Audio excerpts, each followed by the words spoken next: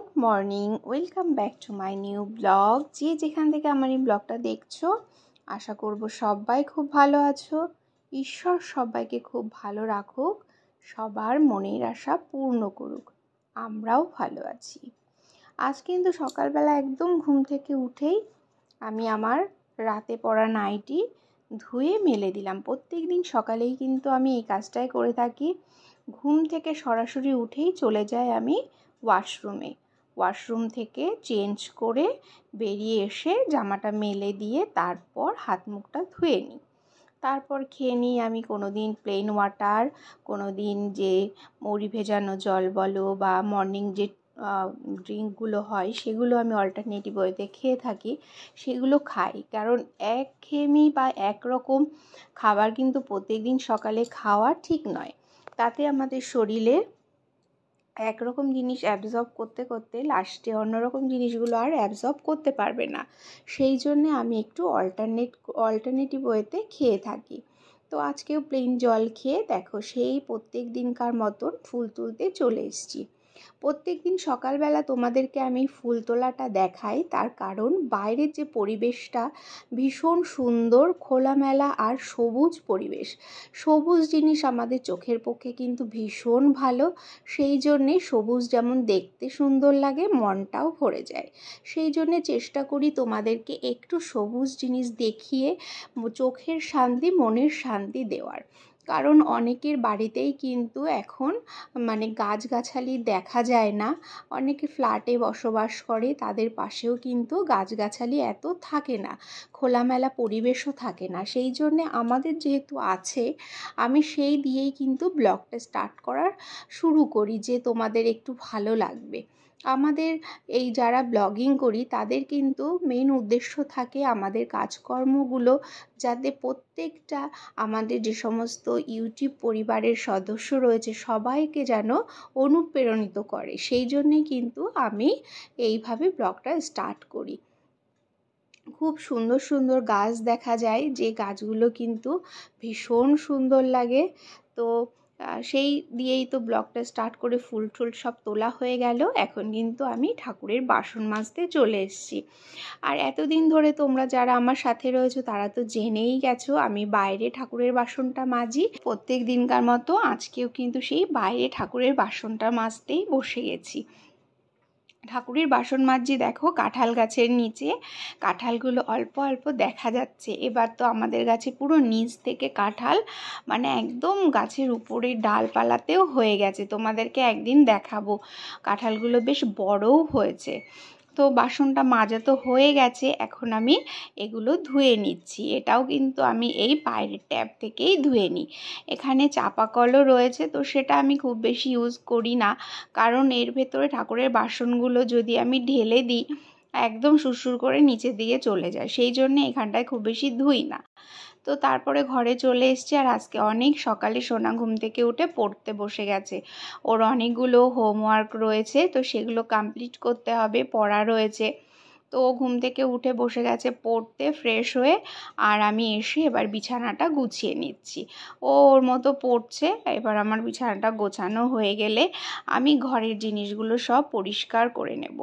মাত্র 10 মিনিটের মধ্যেই আমি এই ঘরটাকে পুরো পরিপাটি করে গুছিয়ে নেব। আমাদের প্রত্যেকটা গৃহবধূরাই কিন্তু আমাদের পরিশ্রমেই আমরা সংসারটাকে সুন্দর করে গুছিয়ে সুন্দরভাবে গড়ে তুলি।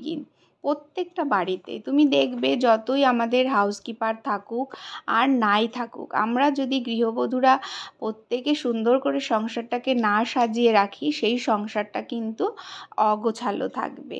সেই জন্যে আমাদের সবসময় মাথায় রাখতে হবে কোন কাজটা করলে আমাদের কিভাবে করলে মাত্র কম সময়ের মধ্যে কমপ্লিট করতে পারবো। তো দেখো আজকে আমি 10 মিনিটের মধ্যেই কিন্তু আলমারিটা মুছলাম, এদিকে সুইচ বোর্ড ছিল সেইটা মুছলাম, মুছলাম, বিছানাটা তুললাম, খাটটাকেও মুছেছি, তারপরে এই যে ঘরটাকেও ঝাড় দিয়ে নিচ্ছি। তো এই জিনিসগুলো আমাদেরকে সবসময় দেখতে হবে যে এই সময়ের মধ্যে আমি এই কাজটা কমপ্লিট করব। তো এক নাগাড়ে 10 মিনিট সময় দেব, বেডরুম পুরো ঝকাঝক হয়ে যাবে। এই ট্রিক্সগুলো কিন্তু আমাদের ফলো করতে হবে, না হলে কিন্তু সারা দিনেও আমরা কাজ শেষ করতে পারবো না। তো দেখো এবার ঘরের কাজ গুছিয়ে চলে এসেছি কিচেনে। আজকে যেহেতু সয়াবিন আলু পটলের একটা নিরামিষ রান্না হবে, যেহেতু স্যাটারডেতে আমরা নিরামিষ খাই, তো সেই জন্যে প্রথমে গরম জলের ভেতরে লবণ দিয়ে সয়াবিনগুলো ভিজিয়ে রাখলাম। সয়াবিনগুলো যতক্ষণ ভিজবে ততক্ষণে আমি আলু পটল কেটে ধুয়ে এগুলোকে ভাজতে দিয়ে দেবো। এই দেখো আলু পটল কেটে ধুয়ে নিয়েছি। এবার এগুলোকে আমি অল্প তেলের মধ্যে খুব ভালো করে ভেজে নেব। এটা বসিয়ে দিয়ে এবার দেখো সয়াবিনগুলোকে খুব ভালো করে জল নিংড়ে নিচ্ছি, নিয়ে এগুলো চেপে চেপে উঠিয়ে নেব। এর থেকে বেশ কিন্তু জলে ভিজিয়ে রাখার ফলে অনেকটা সেদ্ধও হয়ে এসছে। এই দেখো এবার আমি এই আলু পটলের মধ্যে সয়াবিনগুলো দিয়ে দিলাম, দিয়ে সয়াবিনগুলো একটু ভালো করে ভেজে নেব। এবার এটা ভাজা হতে হতে আমি একটা মশলার পেস্ট বানাবো। এর মধ্যে দিচ্ছি গোটা জিরে, আর দেব ধনে, আর দেব আদা আর লঙ্কা। এই দিয়েই কিন্তু আজকে আমি সয়াবিন আলু পটল রান্না করব। এই দেখো সুন্দর একটা স্মুথ পেস্ট বানিয়ে নিয়ে এসেছি। এদিকে এগুলো ভাজা হয়ে গেছে, এগুলো আমি উঠিয়ে নিচ্ছি। নিয়ে কড়াইয়ের মধ্যে দিয়ে দেব পরিমাণ মতো তেল। সর্ষের তেলেই রান্নাটা করছি। গোটা জিরে আর তেজপাতা ফোড়ন দিয়ে দিলাম। এবার আমি এর মধ্যে মশলার পেস্ট অ্যাড করে দিচ্ছি, দিয়ে খুব ভালো করে এটাকে কষিয়ে নেব। কষিয়ে নিয়ে তারপর এর মধ্যে দিয়ে দেব আমি স্বাদ অনুসারে লবণ আর পরিমাণ মতো হলুদ, দিয়ে আবারও খুব ভালো করে কিছুক্ষণ কষাবো। কষাতে কষাতে লবণ আর হলুদ তো এটা পরিমাণ মতো, ঝালটা তোমাদের ইচ্ছে মতো দেবে। আমি এখানে শুকনো লঙ্কা ইউজ করিনি, এখানে কাঁচা পাকা লঙ্কার মধ্যে যে পাকা লঙ্কা থাকে সেগুলো দিয়েছি। কালারটা দেখো দুর্দান্ত হয়েছে। সামান্য একটু জল দিচ্ছি। এবার আমি এর মধ্যে দিয়ে দেব ভেজে রাখা আলু, সয়াবিন আর পটল, দিয়ে খুব ভালো করে এগুলোকে কষিয়ে নেব। একদম সিম্পলভাবে কিন্তু নিরামিষের দিনে এইভাবে রান্না করে নিতে পারো। আর যেহেতু গরম, খুব বেশি স্পাইসিও হবে না, খেতে কিন্তু দুর্দান্ত লাগে। একটু চিনি অ্যাড করে দিচ্ছি যেহেতু নিরামিষভাবে রান্না হচ্ছে সেই জন্যে। তো এবার এটাকে জল দিয়ে কিছুক্ষণের জন্যে ফুটতে দেব। ফুটে উঠলে তারপর কিন্তু নামিয়ে দিলেই রেডি হয়ে যাবে আলু পটলের নিরামিষ তরকারি। একবারে আমি তরকারিটা বানিয়ে নিয়েছি, নিয়ে এখন সকালে খাবো আমরা, আর দুপুরের লাঞ্চেও হয়ে যাবে, যদি থাকে তাহলে আবার ডিনারেও হয়ে যাবে। তো এইভাবে তরকারিটা একটু বেশি করে রান্না করলে কিন্তু আমরা 2-3 বার খেয়ে নিতে পারি। তো ব্রেকফাস্ট করা হয়ে গেছে। এখন এখানে দেখো ঝিঙে পোস্ত বানাচ্ছি। এই যে পোস্ত বাটা দিয়ে দিলাম, দিয়ে খুব ভালো করে একটু ঝোলটা শুকিয়ে গেলেই নামিয়ে দেব। ঝিঙে পোস্তটা কিন্তু আগের দিন আমার ব্লগে রেসিপি আছে বলে আজকে আর প্রপারলি রেসিপিটা দেখালাম না। তো এই যে এরকম যদি আমরা সময় মেনটেন করে কাজ করি আর একটু রুটিন মাফিক, মানে আগে থেকে লিখে রাখো বা মনে করে থাকো যে এইভাবে করবো। অনেক সময় কি হয়, মনে রাখলে মনে থাকে না, সেই জন্য চেষ্টা করবে একটা ডায়েরি ইউজ করা, যেখানে রেগুলার কাজগুলো আমরা একটু একটু করে লিখে রাখতে পারি। বা তোমরা কিচেনের মধ্যে স্লেট ধরনের কিনতে পাওয়া যায়, ওগুলোর মধ্যেও রেগুলারের কাজ যদি আমরা লিখে রাখি তাহলে কিন্তু কাজ করতে আমাদের ভীষণ সুবিধে হবে। এইভাবে যদি মেনটেন করে কাজ করো তাহলে দেখবে কাজগুলো অনায়াসে হয়ে যাচ্ছে আর কাজের প্রতি তোমাদের আনন্দও থাকছে। আমরা গৃহবধূরা যদি আনন্দের সঙ্গে কাজ না করতে পারি তাহলে কিন্তু আমাদের সংসারটা সুন্দরভাবে গোছানো হবে না। সেই জন্যে প্রত্যেকটা কাজের মধ্যে রাখতে হবে আনন্দ। যেখানেই আনন্দ ভালোবাসা আছে সেখানেই কিন্তু সুন্দরভাবে সব কিছু গড়ে ওঠে। তো দেখো এখানে আমের চাটনি করব। আমগুলোকে আজকে খোসা সমেত লম্বা লম্বা করে কেটে নিয়েছি। আর আমের চাটনি তো আমার ব্লগে আছে, তো নতুন যদি কেউ আবার দেখতে চাও আমাকে কমেন্টস করো, আমি দেখিয়ে দেব। তো এই যে একদমই যেরকমভাবে সিম্পল বানাই সেইভাবে আমের চাটনিটা বসিয়ে দিচ্ছি। সমস্ত রান্না বান্না কাজকর্ম এগুলো কিন্তু আমাদেরকে একটু বুদ্ধি করে করতে হয়, না হলে কিন্তু কোনো কাজই ঠিকমতো করা হয় না। লাস্টে গিয়ে দেখবে দেরি হয়ে যাচ্ছে, কাজ কিন্তু সময়ের মধ্যে হচ্ছে না, বা সেই কাজটা ভালোও হচ্ছে না। সেই জন্যে সবসময় চেষ্টা করবে একটু কাজগুলোকে বুঝে করার, তাহলে দেখবে তোমরা ভালোবেসে সব কাজগুলো আনন্দের সঙ্গে করে নিতে পারবে। আর সংসার জীবনটা এমনই, এখানে বিতৃষ্ণা আনলে চলবে না। একদিনের কাজ নয়, এটা হচ্ছে আমাদের সারা জীবনের কাজ। যতদিন আমরা বাঁচবো সংসারটাকে ভালোবেসে বাঁচবো, আর সেখানে ভালোবেসে কাজগুলোকে করতে হবে।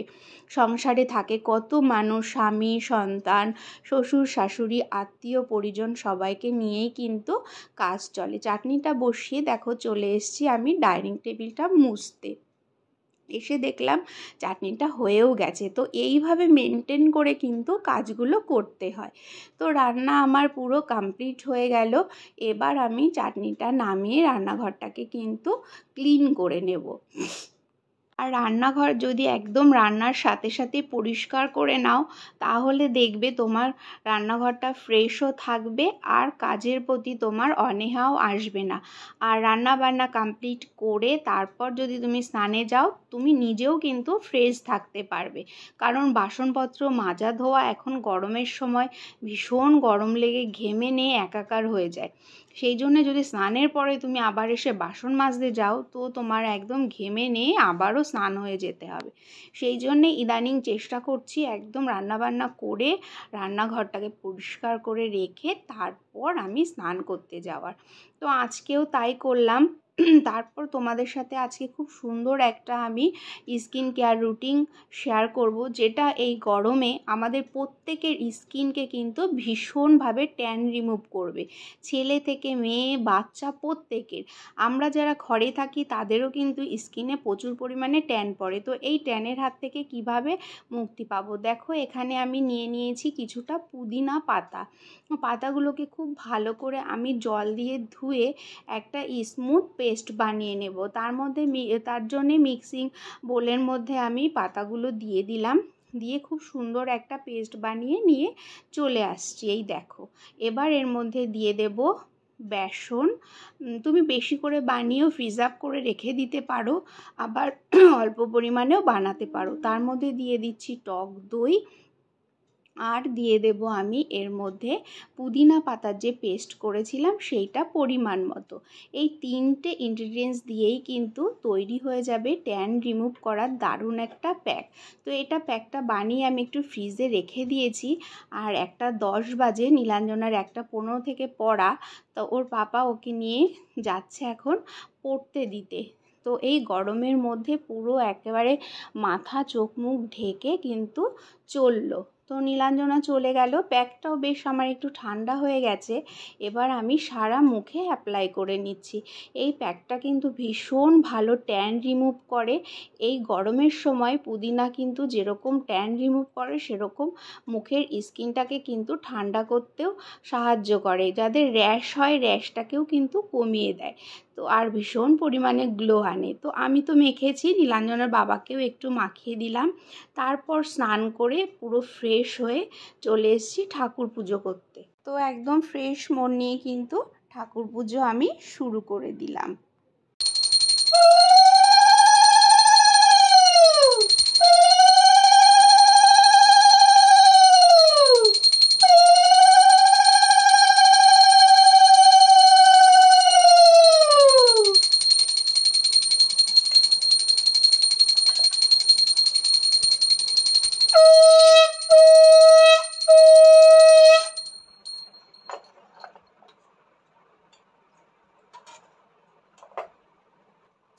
শ্রীগুরুচরণপদ সরিয়া মনে মনে কোটি কোটি প্রণামিনো তাহারি চরণে শ্রীরামের চরণপদ করিয়া শরণ চতুর্বর্গ ফল যায় লোভী অনুপান বুদ্ধিহীন আমি পবন কুমার গোচাও মনের মত এই জবিকা জয় হনুমান জ্ঞান গুণের সাগর জয় হে কপিশ বহু কৃপার সাগর শ্রীরামে তুতাদলিত বলবান অঞ্জন পুত্র পবন পুত্র নাম বজরঙ্গী মহাবীর তুমি হনুমান প্রতি নাশের মতি করো দান কাঞ্চন করো তুমি এসবে অর্ধে কুণ্ঠ সর্বকিতকে সাথে বজ্রত বাধা জেলে সুন্দর মহাগাধা কাঁদিতে সাথে অপর দুই বাহু অঞ্জন নন্দন মহাতেজি প্রতাপী অবগুণ নন্দন বিদ্যমান গুণমান তুমি তো এইভাবেই কিন্তু প্রত্যেকদিন আমি আমার কাজগুলো গতানুগতিক অনুসারে করে আসছি।